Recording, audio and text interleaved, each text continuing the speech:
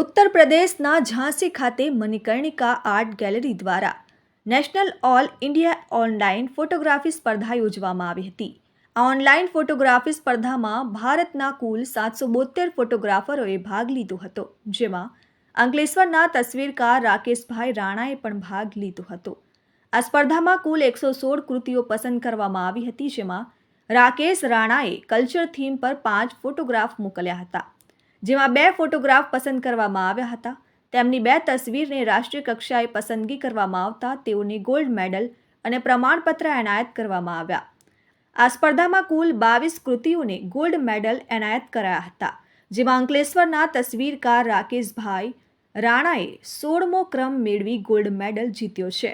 આ અગાઉ પણ ગવર્મેન્ટ ઓફ ગુજરાતની લલિત કલા એકેડમી દ્વારા યોજાયેલ ફોટો કોમ્પિટિશનમાં ભાગ લઈને રાકેશભાઈ રાણા પ્રથમ ક્રમે રહ્યા હતા.